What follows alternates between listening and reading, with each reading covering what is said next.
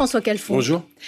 Depuis hier, François Bayrou consulte les groupes politiques parlementaires. Hier, il s'est entretenu avec Olivier Faure qui dit être resté sur sa faim. Ça veut dire quoi ? Vous attendez quoi du nouveau Premier ministre ? Alors déjà, sur sa fin, ça veut dire que c'était un round d'observation. Le Premier ministre, manifestement, ne savait plus où penser entre Pau et Paris. Je sens une petite... Vous êtes taquin ce matin. Je suis taquin. Il ne devait pas aller à son conseil municipal à Pau ? Écoutez, je pense qu'il est très attaché à Pau depuis le temps. Maintenant, on rentre dans le dur, si j'ose dire. Donc, il faut aussi s'occuper de la France et des Français. Pour ce qui concerne hier, je pense qu'il a surtout écouté. C'est vrai qu'on aurait souhaité qu'il prenne plus d'engagement. Pour quelle raison on souhaite qu'il prenne plus d'engagement ? Non pas pour nous faire plaisir, mais parce que nous sommes obsédés par le bien-être des Français. Et que les Français, ils attendent des gains pour eux-mêmes.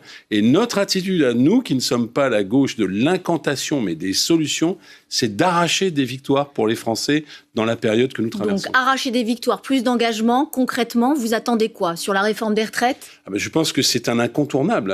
Non pas parce que les partis politiques, qui ont aussi montré leurs limites, sont contre, mais parce que les Français sont massivement contre cette méthode qui consiste finalement à pénaliser ceux qui sont entrés tôt dans la carrière. Donc nous demandons au minimum une suspension de cette réforme des retraites et une reprise finalement par une autre méthode. Alors il aurait laissé entendre que bien évidemment, il pouvait considérer ce sujet de manière favorable. Et nous n'attendons pas, un peu comme l'oracle, finalement, nous exigeons que cette réforme soit suspendue pour être ensuite, bien sûr, abrogée dès lors qu'une autre réforme interviendrait. Et ça, ce gel ou cette suspension assortie d'une grande conférence sociale, ce serait suffisant pour signer ce fameux pacte de non-censure ? Il y a beaucoup de choses. Je dis, notre obsession, ce sont les Français.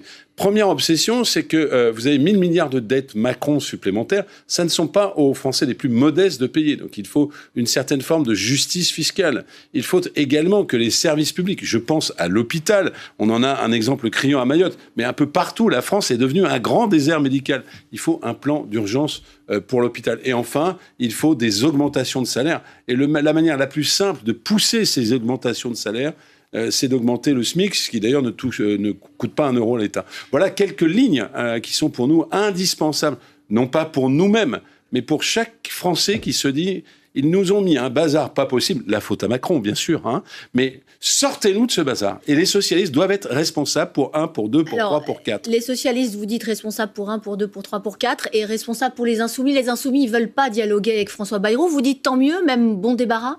Pas du tout. Ça ne m'intéresse pas. Je suis obsédé par les Français. Ceux qui préfèrent finalement le jeu politicien, l'élection d'après, l'élection d'après-demain, eh bien, je pense qu'ils n'ont pas, comme nous, finalement, l'obsession, la préoccupation permanente d'améliorer, en arrachant des victoires, en construisant des compromis, eh bien, des améliorations concrètes dès janvier, pas pour dans 6 mois, pas pour dans 1 an, après une élection présidentielle. On entend Manuel Bompard dire revenez à la maison.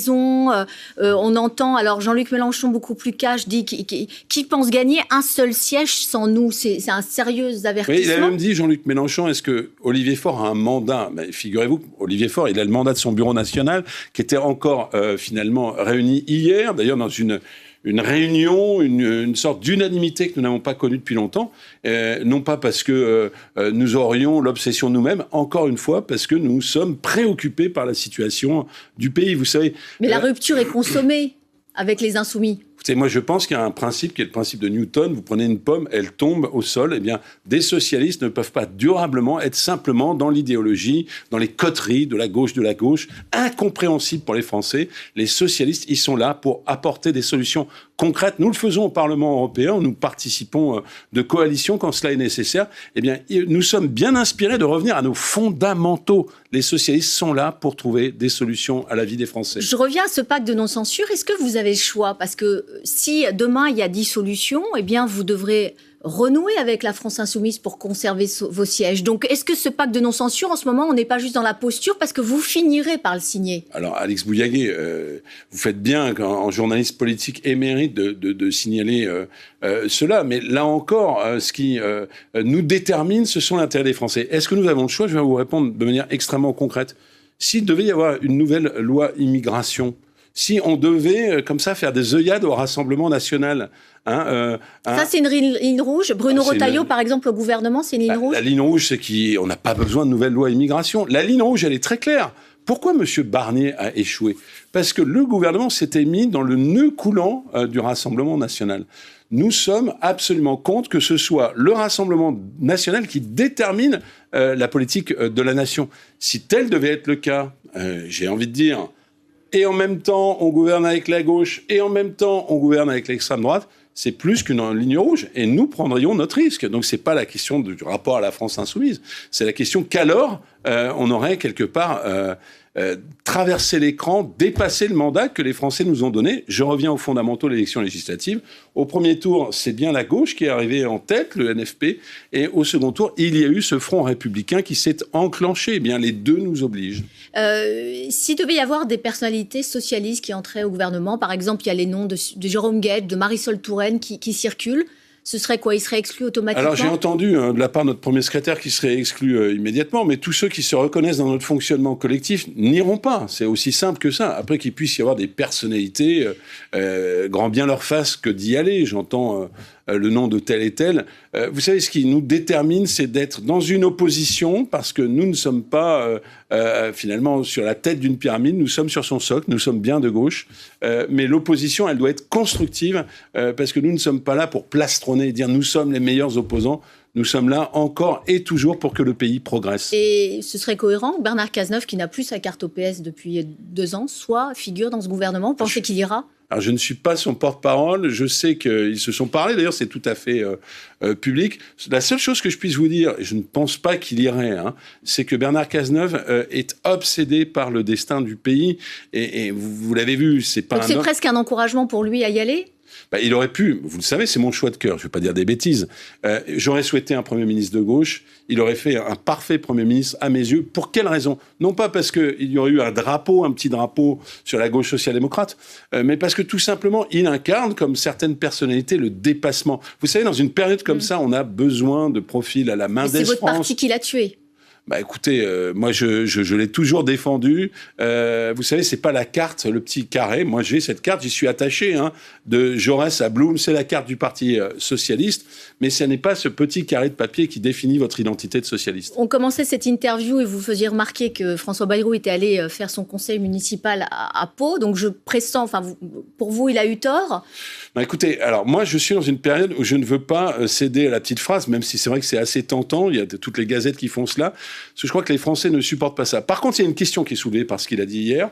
Et le combo, c'est comment on garde le lien au territoire. Il remet en cause le cumul des mandats qui a été mis en place d'ailleurs en 2014 sous la présidence de François Hollande. Il parle d'enracinement nécessaire. Alors, est-ce que ça vous parle ? L'enracinement nécessaire me parle absolument, surtout si demain, ce que je souhaite, nous allons vers la proportionnelle. Il faut donc trouver le bon mix, comme on dit, entre un ancrage local, parce que la proportionnelle, ça permet d'avoir des législateurs, des députés à plein temps à l'Assemblée nationale.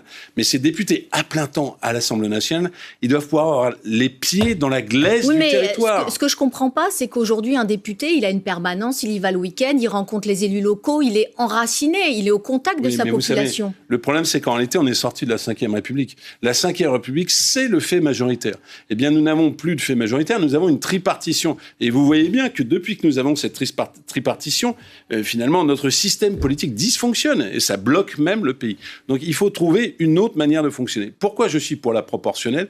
Parce que je crois qu'on ne gagne pas les uns contre les autres. Je l'ai dit tout à l'heure, nous dénonçons la gauche des postures. Eh bien, il faut faire ce que nous faisons en Europe, la fabrique du compromis. Alors ça prend du temps, mais je constate que même dans ma propre famille politique, qui disait on est dans la majorité, on est dans l'opposition, eh bien, jour après jour, on raisonne différemment. Et je pense que la proportionnelle permettra aux forces politiques de raisonner différemment, d'être possiblement un peu plus intelligents, de dire voilà quelle est notre feuille de route, voilà ce sur quoi on a été élu, et maintenant cheminons ensemble dans l'intérêt du pays. C'est une manière de rénover finalement la vie politique. Avec un point, c'est celui soulevé au-delà de la polémique par M. Bayrou, c'est qu'il faut des élus à la fois pleinement à l'Assemblée qui fabriquent la politique, mais aussi qui demeurent un ancrage local. Et bien, on vous a entendu ce matin. Merci beaucoup François Calfon. Bonne journée.